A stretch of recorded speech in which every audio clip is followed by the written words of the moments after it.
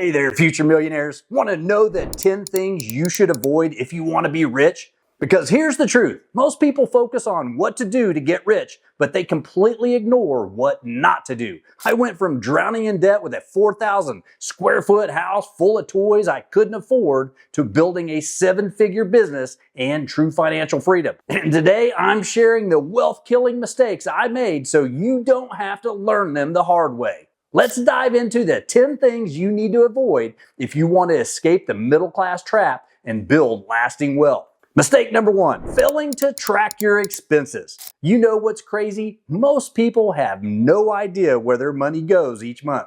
I sure didn't. I was making over $140,000 a year as a pharmacist and still living paycheck to paycheck. Here's what would happen. Money would come in and like magic, it would disappear. I remember this one time my wife asked, "Where did that $4,000 bonus go?" And I genuinely didn't know. After digging through our accounts, we found I'd spent it on a new sound system, dining out, and random Amazon purchases I couldn't even remember ordering. Talk about embarrassing. Most people think being rich is about making more money, but here's the truth. If you can't manage $5,000 a month, you'll never manage $50,000 a month. You'll just have bigger, more expensive problems. So here are 3 action steps you can take immediately. First, start tracking every dollar. I use a simple app now, but honestly, even a basic spreadsheet works. You'll be shocked at how much you're wasting on things that don't matter. Second, implement the 24-hour rule for any purchase over $100. Before buying, wait 24 hours and ask yourself, do I really need this or do I just want it? This one rule saved me thousands in impulse purchases my first year using it. My kids hate this rule, by the way. My son waited 24 hours for those new gaming headphones and then realized he already had perfectly good ones. Third, set up automatic transfers to your savings and investment accounts on payday. Pay yourself first. When I started automatically transferring 10% of each paycheck before I could touch it, my savings finally started growing. The money you don't see is the money you won't miss. The wealthy don't just earn money. They know exactly where every dollar goes, and they make their money work for them, not against them. Speaking of things working against you, let me tell you about the second financial disaster lurking around the corner. But before we jump in, hit that like button and subscribe if you want more content about crushing your financial goals. Mistake number 2, not having an emergency fund. Life loves to throw curveballs when you least expect them. And I learned this lesson the hard way. Back in 2013, my car's transmission decided to die the same week our HVAC system went out, in the middle of a Texas summer no less. The total damage, nearly $9,000 I didn't have. What did I do? Slapped it on credit cards at 22% interest. That $9,000 emergency ended up costing me over $13,000 because I didn't have an emergency fund. That's $4,000 I basically set on fire because I wasn't prepared. Look, my dad always said, it's not if something goes wrong, it's when. And he wasn't just being a pessimist, he was being realistic. The wealthy always have a safety net of 3 to 6 months of expenses ready to go. It's not sexy, it doesn't earn massive returns, but it prevents financial catastrophes that can set you back years.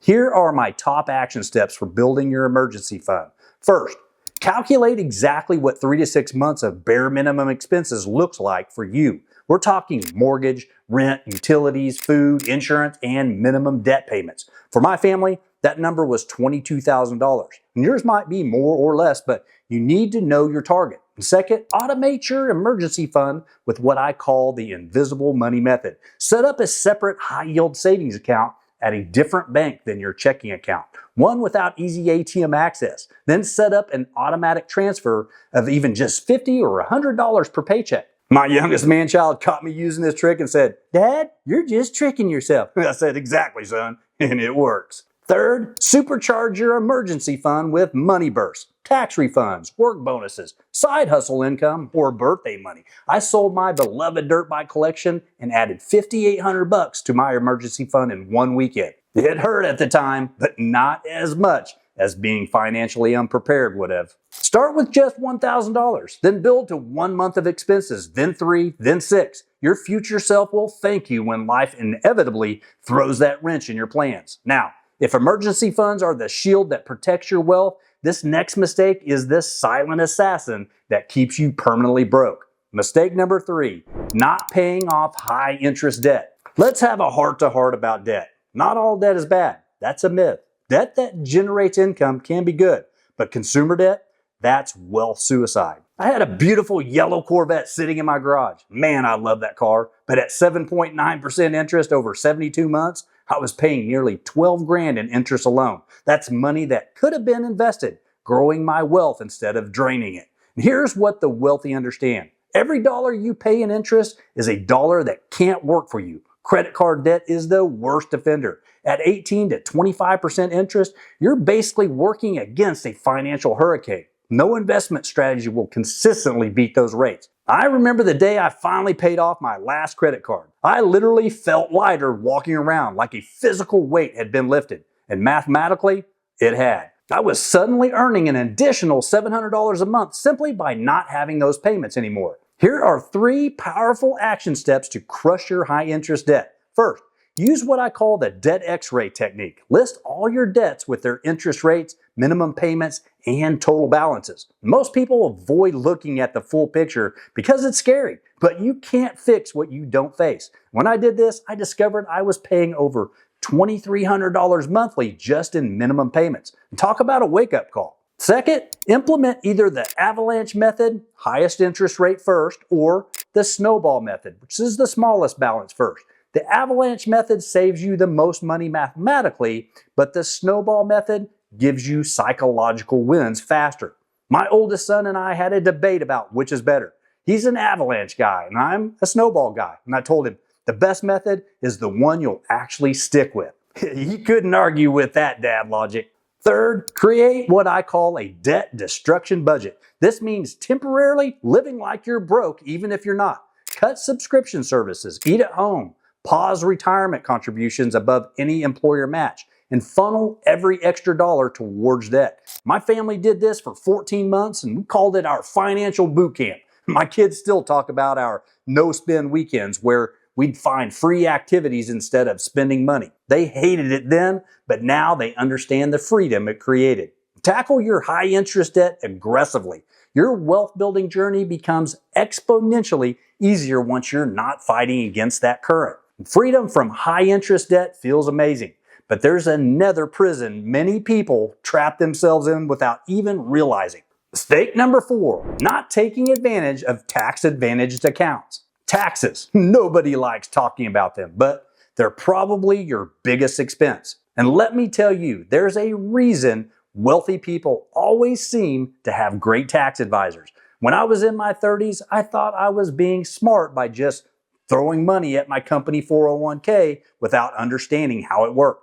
Big mistake. Here's what I didn't realize.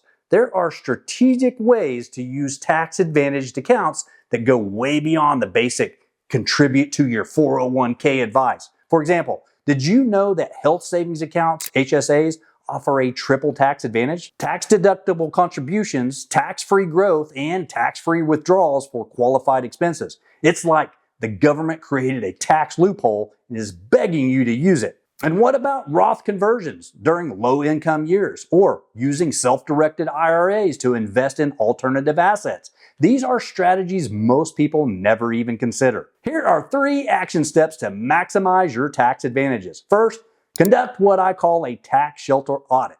Review all your available tax advantage options, not just your employer's 401k. And this includes HSAs, IRAs, both traditional and Roth, 529 plans for education, and even specialized accounts like SEP IRAs if you have self-employment income. I discovered I was eligible for a solo 401k through my side business that allowed me to shelter an additional $58,000 annually. My wife thought I was playing a prank when I told her.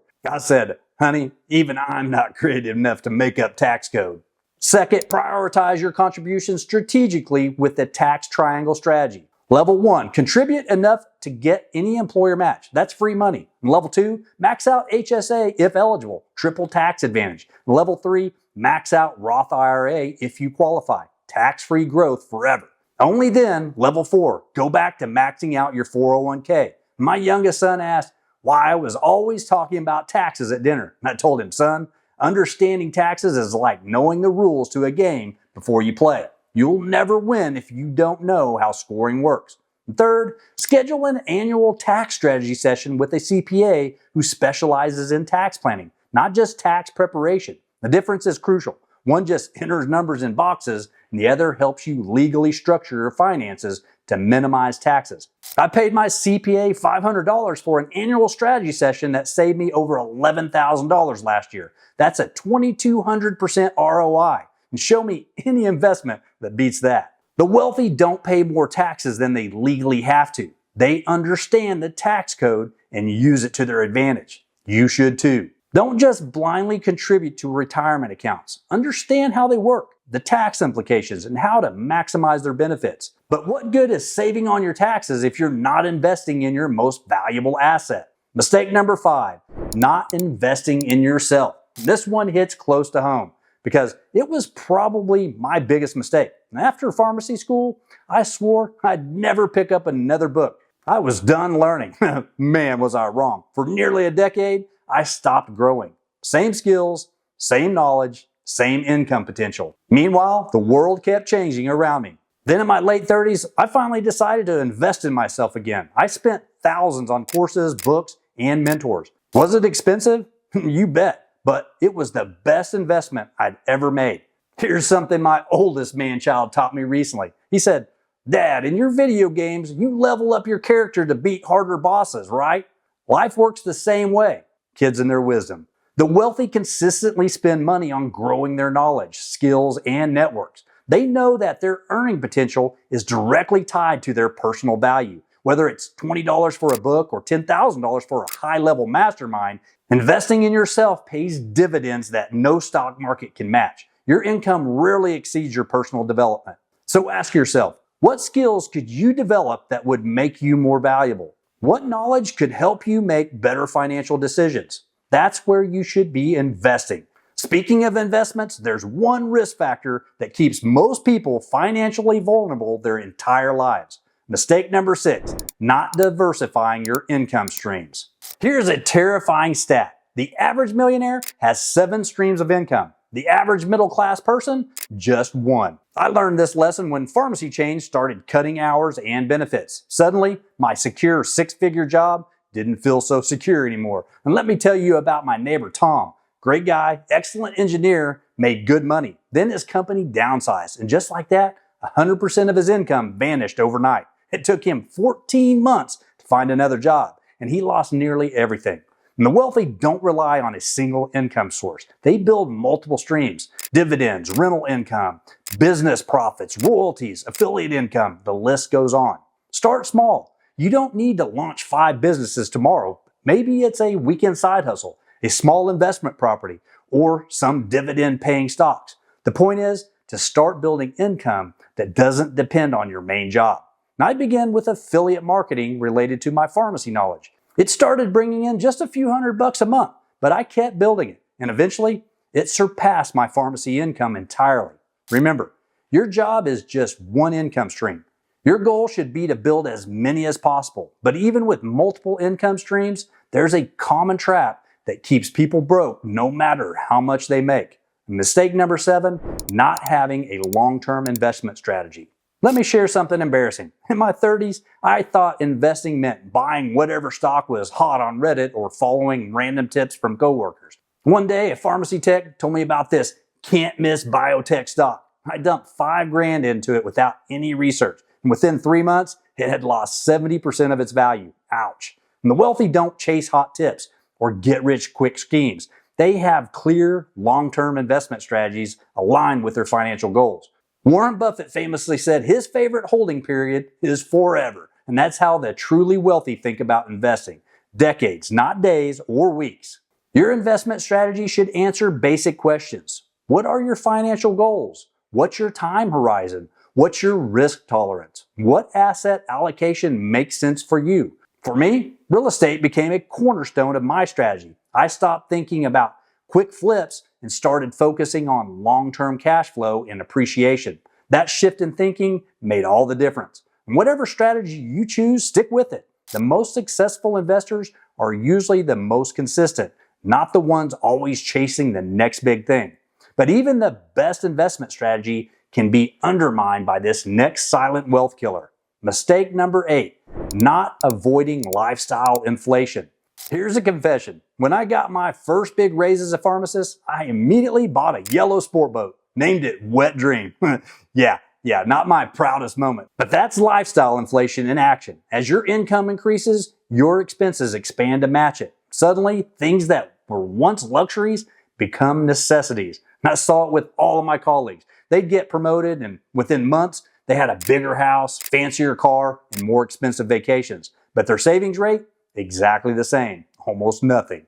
The wealthy understand that true financial freedom comes not from how much you make, but from the gap between what you make and what you spend. Warren Buffett still lives in the same house he bought in 1958. Mark Zuckerberg often wears the same style of t-shirt every day. These habits didn't make them wealthy, but they reflect the mindset that did. The next time you get a raise or bonus, challenge yourself. What if you pretended it didn't happen? What if you invested the difference instead of expanding your lifestyle?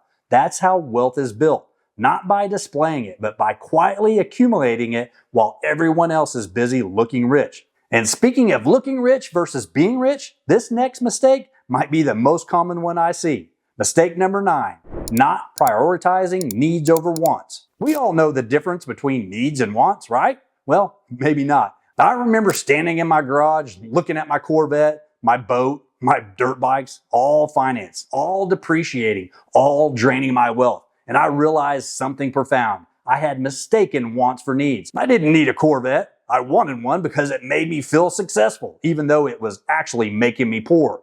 The wealthy have a completely different approach. They ask 3 questions before major purchases. Does this add real value to my life?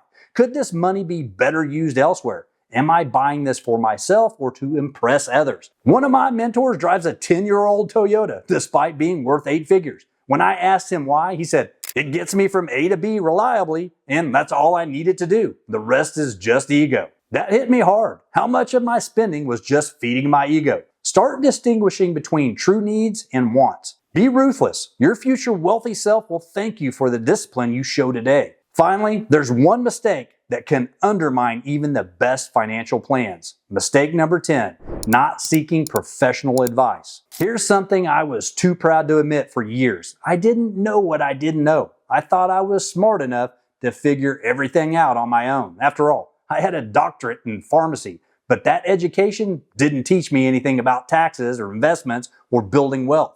My breakthrough came when I finally hired a financial advisor who specialized in working with entrepreneurs. In our first meeting, he identified tax strategies that saved me over $22,000 that year alone. The return on investment was immediate and massive. I paid him $3,000 and got back $22,000. That's a 733% ROI. The wealthy understand the value of specialized knowledge. They build teams of advisors, CPAs, attorneys, financial planners, insurance specialists who help them make optimal decisions. You don't need to start with a full team. Begin with the area where you need the most help, whether that's tax planning, investment management, or estate planning. Yes, good advice costs money, but bad decisions cost far more. As the saying goes, if you think hiring a professional is expensive, try hiring an amateur, or worse, try being your own amateur advisor. So there you have it, the 10 things you should avoid if you want to be rich. And here's the recap. Failing to track your expenses. Not having an emergency fund, not paying off high interest debt, not taking advantage of tax advantaged accounts, not investing in yourself, not diversifying your income streams, not having a long-term investment strategy, not avoiding lifestyle inflation, not prioritizing needs over wants, and not seeking professional advice. Now, here's what I want you to do. Pick just one of these areas to focus on first. Don't try to fix everything at once. That's a recipe for overwhelm and inaction. Maybe for you, it's finally creating that emergency fund, or maybe it's investing in a course to develop a new skill. Whatever it is, commit to taking action today. Remember, building wealth isn't about making one perfect decision. It's about making slightly better decisions day after day, year after year. I'd love to know which of these mistakes resonated with you most. Drop a comment below and let me know which one you're going to tackle first. And if you found this valuable, please hit that like button, subscribe for more content on building wealth, and share this with someone who needs to hear it. And check out this other video YouTube thinks you will enjoy as well. And until next time, this is JD Gibson reminding you that your financial freedom is too important to leave to chance. Take action today.